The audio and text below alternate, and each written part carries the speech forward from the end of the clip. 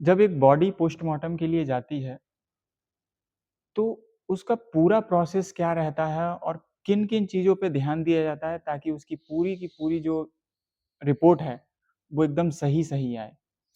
देखिए, ये बहुत बड़ा फ़ील्ड है, आपने बोला हुँ, हुँ। तो पोस्टमार्टम ये तो पूरा जिसे कहते हैं कि इट्स अ ह्यूज एक्सरसाइज़। लेकिन जब भी कोई डेड बॉडी मिलती है, तो उसमें बहुत सारे इश्यूज़ जो उठते हैं हुँ, क्राइम इन्वेस्टिगेशन से रिलेटेड, तो सबसे पहला तो ये होता है कि भ मरने वाला था कौन? वहीं से पुलिस की इन्वेस्टिगेशन स्टार्ट होती है। हुँ, तो फिर पुलिस अपने प्रोसेस करती है, उसकी मान लीजिए उसके कपड़ों से कोई आइडेंटिटी कार्ड मिल गया, कुछ और मार्क मिल रहा है जिससे कोई क्लू मिले। आस-पास में कौन-कौन लोग मौजूद हैं जहाँ पे बॉडी मिली है, कोई उसका जानने वाला, उसको पहचानने वाला बता सकता है कि भाई मैं जानता हूँ ये मरने वाला ये था। तो इस तरह से प्रोसेस करती है। अगर वो आइडेंटिफ़ाई हो गया तो बहुत अच्छी बात है, नहीं तो अगर वो नहीं आइडेंटिफ़ाई होता है तो उस बॉडी को ला कर के मॉर्चरी में रख देते हैं।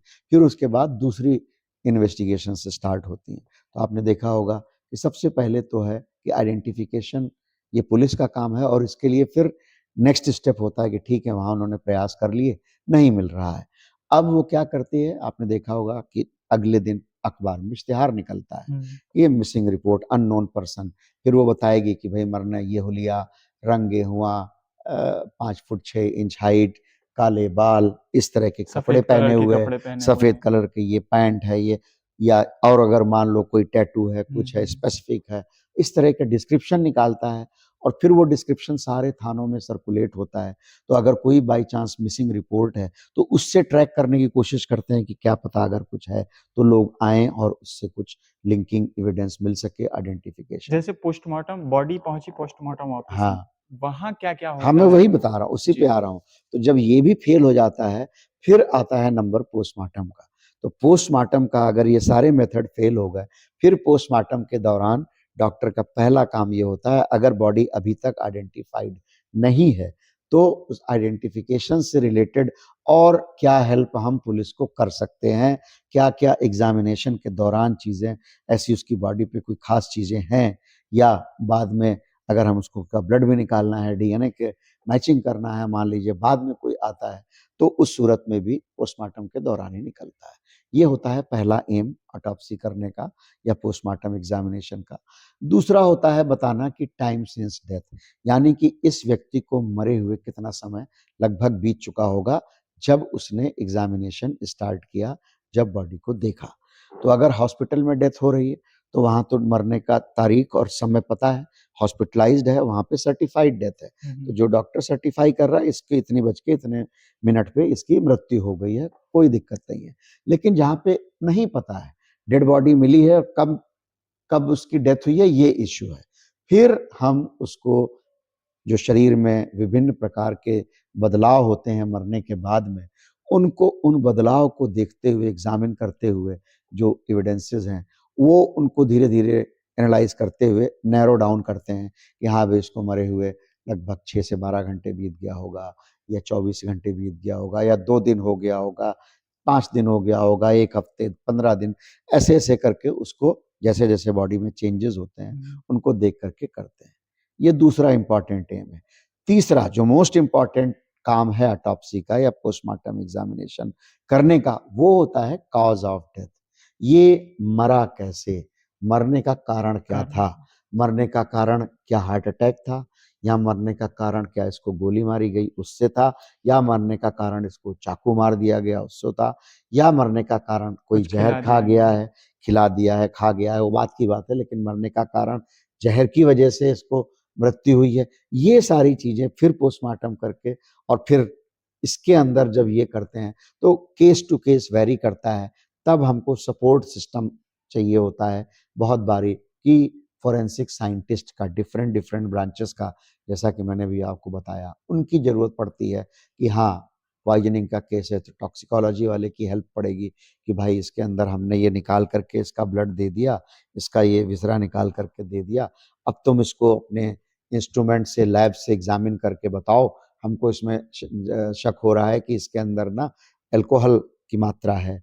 तो अब अल्कोहल निकालेगा, उसके अंदर एनालाइज करेगा। ब्लड और बॉडी पार्ट दोनों ही जाते होंगे? दोनों जाते हैं, यस, बॉडी पार्ट्स जी। बहुत सारे जाते हैं, please. Stomach, liver, intestine, spleen, kidney, इनके बॉडी पार्ट जाते हैं, ब्लड जाता है, यूरिन जाता है। तो ये ज़्यादातर यही होता है। फिर case to case, rare cases में और भी चीज़ें हो सकती हैं। कोई ब्रेन के ऊपर पॉइजन अगर ऐड करता है तो ब्रेन भी भेजते हैं। अगर कोई सांस लेने की वजह से मान लीजिए कोई वैसा पॉइजन है तो लंग्स भी भेजते हैं, बट ज़्यादातर यही विसरा भेजा जाता है पॉइजनिंग की जांच के लिए।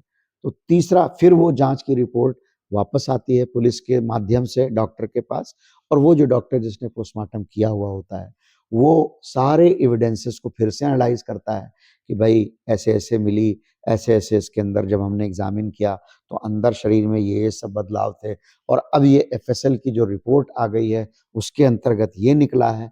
अब उसके बाद फाइनल कॉज ऑफ डेथ जो है वो उनको सबको एनालाइज एफएसएल करते हो, रिपोर्ट क्या होती है सर? फोरेंसिक साइंस लेबोरेटरी, अच्छा। तो एफएसएल रिपोर्ट उसको बोलते हैं। जी। तो उसकी बेस पे फिर कॉज ऑफ डेथ देता है। चौथा इंपॉर्टेंट एम जो होता है वो होता है मैनर ऑफ डेथ बताना। वो manner of death is a, you can say, holistic investigation के बाद पता चलता है। जैसे कि मैनर ऑफ डेथ बोलते हैं कि इसने सुसाइड कर लिया है, या मर्डर है, या एक्सीडेंट है, राइट, या ये नेचुरल डेथ है। तो इसको बोलते हैं मैनर ऑफ डेथ। ये कॉज ऑफ डेथ नहीं होता है। ज़्यादातर लोग कंफ्यूज हो जाते हैं, उनको लगता है नहीं सुसाइड इसके मरने का कारण है। नहीं, सुसाइड मरने का कारण नहीं है। सुसाइड जो है मैनर ऑफ डेथ है। मरने का कारण हो सकता है उसने फांसी लगाई हो तो मरने का कारण हैंगिंग है, उसने जहर खा के मरने की कोशिश की है तो मरने का कारण उसका पॉइजनिंग है, राइट। मरने का कारण कॉज ऑफ डेथ है। जो ये जो होती है एक्सीडेंट, सुसाइड, या किसी दूसरे व्यक्ति ने मार दिया, मर्डर, होमिसाइड बोलते हैं उसको, ये जो है मैनर ऑफ डेथ होता है। तो इसमें बहुत सारी जो है इन्वेस्टिगेशन में अगेन डॉक्टर अपने विचार व्यक्त करता है कि हाँ इस तरह से है तो इसके फेवर में है। फिर पुलिस की इन्वेस्टिगेशन होती है। उन सब चीज़ों को मिला करके तब फिर फाइनली कंक्लूड होता है। तो जैसे मैंने पहले ही बताया कि crime investigation is always a team work. यहाँ पे पुलिस, फोरेंसिक मेडिसिन यानी कि डॉक्टर, फोरेंसिक साइंस एक्सपर्ट्स यानी कि लैब वाले, इन सब का रोल है। तब जाकर के वो होलिस्टिक इन्वेस्टिगेशन कंप्लीट हो पाती है। पोस्टमार्टम में क्या ये भी रिपोर्ट आ सकती है कि डेथ होने से पहले वो 4 घंटे, डेथ होने के 4 घंटे पहले क्या सोच रहा था, या फिर किस तरह का उसकी सोच थी या माइंडसेट क्या था? नहीं, सोचने के बारे में देखिए, जिंदा व्यक्ति को तो हम एनालाइज करके बता सकते हैं, मरने के बाद में बहुत ज्यादा नहीं बता सकते। लेकिन अभी एक नया कॉन्सेप्ट शुरू हुआ है, अभी धीरे धीरे हम लोग उस पर वर्क कर रहे हैं। वो उसको हम बोलते हैं वर्बल ऑटोप्सी। तो उसके अंदर हम क्या होता है कि जैसे रिलेटिव्स से डिस्कशन करके, या कुछ चीजें से, जैसे मान लीजिए सुसाइड का केस है, अब हमको सुसाइड नोट मिल गया उसके पॉकेट से या जहाँ पे, तो उसमें लिखा हुआ है उसके अंदर कि भाई मैं इस कारण से मैं निराश हो गया जिंदगी से, और ये है और वो है, मैं सुसाइड कर रहा हूँ, मैं जहर खा रहा हूँ, इस तरह की चीजें। तो अगर सुसाइड नोट मिल जाता है तो हम उसकी सुसाइड नोट एनालिसिस करते हैं। फिर हम घर वालों से, उसके फ्रेंड से, फैमिली से, दोस्तों से, सबसे इंटरेक्ट करके, और फिर हम उसके तह में जाने की कोशिश करते हैं। तब जो आपने क्वेश्चन पूछा कि तब हमको पता लगता है कि हाँ उसके मरने के पहले इस तरह के रीजन हो सकते हैं। जैसे मान लीजिए वो कर्ज में डूबा हुआ है, इस वजह से हो गया। Again it's a verbal autopsy जो कि मिलता है। या बहुत बीमारी चल रही है, बहुत दिनों से परेशान है, इधर उधर सब इलाज कर रहा है, उसके बाद में तंग आ गया जिंदगी से, कह रहा नहीं कि मैं इससे बढ़िया जो है मैं तो मर ही जाता हूँ, राइट। या लव अफेयर में फेल्ड हो गया, अक्सर जो है बिल्कुल। यंग यूथ को जो आज मिलता के है, युवा हम जो है। देखते हैं कि हाँ लव अफेयर हो गया, फेल्ड हो गया, कहते हैं नहीं है मैं इससे नहीं, मेरी शादी हो रही है, या इसने मुझको ठुकरा दिया और मैं सुसाइड कर रहा हूँ। ये फिर चीजें जो है वो बैकग्राउंड के बारे में जो आपने पूछा, ये फिर हम इस तरह से करते हैं, और उसको हम बोलते हैं वर्बल ऑटोप्सी। लेकिन उसके एग्जैक्ट उसके माइंड में क्या था ये रीड तो नहीं कर सकते कोई भी अच्छा। मरने के बाद में।